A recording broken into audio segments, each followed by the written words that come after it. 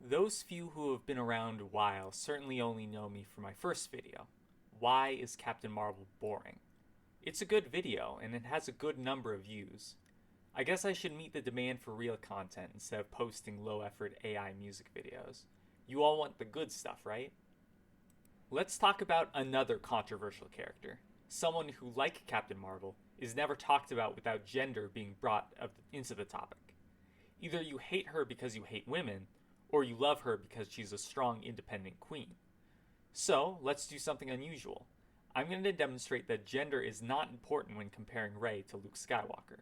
A go-to argument is usually to bring up power levels. Folks complain that the reason Rey is bad is because she always wins, always solves every problem, and knows more about how to fix the Falcon than the guy who's lived on it for years.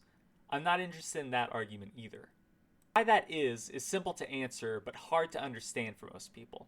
Being an overpowered character doesn't necessarily negatively impact the character themselves. Not often, that is. It's often that it negatively affects the story they're in, but not as often as one would think. Fans of the channel already know I love Superman. You can't get much stronger than him, yet he's still interesting. But bringing up superhero media isn't really relevant. Let's compare Star Wars to itself instead. Why does Luke work and Rey doesn't? It's not because Rey is strong, it's because Luke is weak. Now, what do I mean by that? When Luke is introduced, he's immature, somewhat whiny, and overall inexperienced in most situations aside from piloting. And even then, based on this brief interaction, he isn't a spaceship expert by any professional sense. Wait, what do you mean? What's that flashing? We're losing it at Flecker Shield. Go strap yourselves in. I'm gonna make a jump to light speed. Why does this work? Why do we love a character who's so inept and hate a character who's so strong? Once you see it, it becomes the most obvious thing in the world. Luke isn't one character, he's two. The Luke Skywalker in A New Hope isn't the same person as the Luke Skywalker in Return of the Jedi. One is youthful, brash, and impulsive. The other is calm, stoic, and intelligent. And the Luke in Empire bridges the change perfectly. Just like in real life, characters are shaped by their experiences. Everything that happens to us affects us in some way. Humans grow and they change, sometimes for the better and sometimes for the worse. Our loves and fears motivate us to change in all sorts of ways. Luke is shaped by his experiences. He's overconfident and ambitious. He gains that confidence from his victory at the end of The New Hope. He loses his confidence after overreaching and losing to Vader in Empire. And he took that lesson and found temperance in Return of the Jedi. But all that change isn't interesting for the physical improvement Luke goes through, not entirely. It's the emotional journey that shapes his personality and defines his character arc. The question of personality shift makes it clear why Rey is so unlikable. From the beginning to the end, Rey talks the same, dresses the same, and is motivated to do good for the sake of it, never grows and never changes in personality. The way she behaves when angry, for example, is no different from how she treated Finn in the first movie and Poe in the third movie. Or Luke in the second movie, if you need another egregious example. Her performance doesn't change. The way Mark Hamill carries himself between the first and third movie is so deliberately different. His posture is straight and strong. His movements are steady and deliberate. His tone of voice is controlled and mature. Every part of the performance exudes growth. His calm walk into Jabba's palace, the easy way he dispatches the guards, and the simple and to-the-point way he manipulates Bib Fortuna.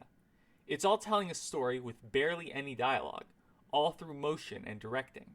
Rey's traits are always communicated through words. Words of her training, her readiness, her confidence, and her assertiveness are all conveyed through basic dialogue. Nothing is internal with Rey.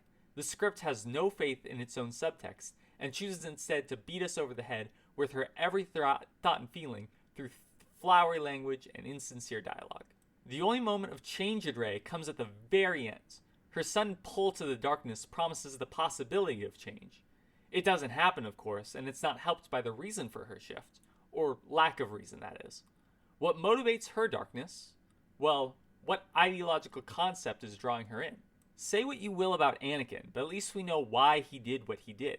Losing his mother scars him, the thought of it repeating with Padme scares him, and the manipulation from one of his only friends convinces him that the dark side can solve his problem. What's Rey's problem? How can moving to the dark side fix it? There is no problem. There is no motivation aside from one absurdly problematic connection the script makes. Her darkness is said to be inherited from her grandfather Palpatine. His darkness is somehow in her, and it's corrupting her morals. Think about that for a moment. Her darkness is genetically inherited. It implies that a predisposition to evil can be inherited by blood. It's genuinely high-key eugenicist. That's the kind of argument that bigots all throughout history have made to justify racial discrimination. Way to go, Disney. Your progressive message once again collapses under the weight of its own hypocrisy. It would be funny if the implication wasn't so disturbing. The way it was handled by Luke was much more interesting.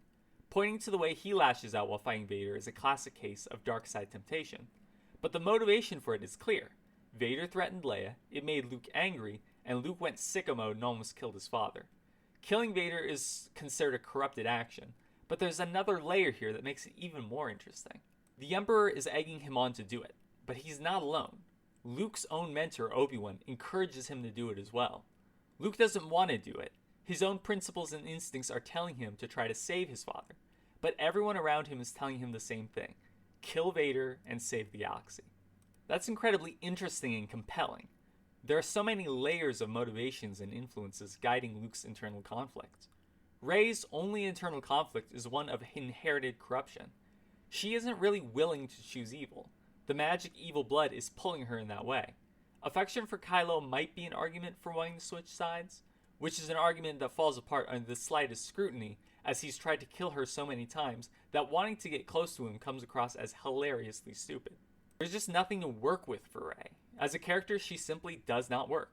It's not about her power level. It's definitely not about her gender. She's simply hollow. No growth, no change, no real conflict. Jumping off of Star Wars for a bit, take Mulan for example, a beloved animated movie and a hated live-action one. The live-action version has so many flaws that listing them would be a whole video by itself, and better YouTubers than me have already done it anyway. The point of comparison is simply a matter of growth. Animated Mulan is clumsy, socially awkward, lacking in confidence, and inexperienced in combat. By the end, through struggle and pain, through effort and willpower, she came out the other side a changed woman. Comparing her to the live-action one, that one has magic chi powers that make her superhuman. She never struggles, and if there's no struggle, there's no conflict and no growth. And what happens isn't physical growth, it's emotional growth. Strength of character is what matters, not strength of body. Willpower, choices, conflict, growth, change, good and bad. This is what makes a character meaningful. This is what makes a character interesting. This is what makes a character real. Thank you for dropping in for another rant. Like, subscribe, and all that. If you really want to support me, you can buy my book on Amazon. It's called Reaper's Dice, and it mixes fantasy and Western. Link is in the description. If you'd like to get updates on my work, you can also sign up to my author newsletter.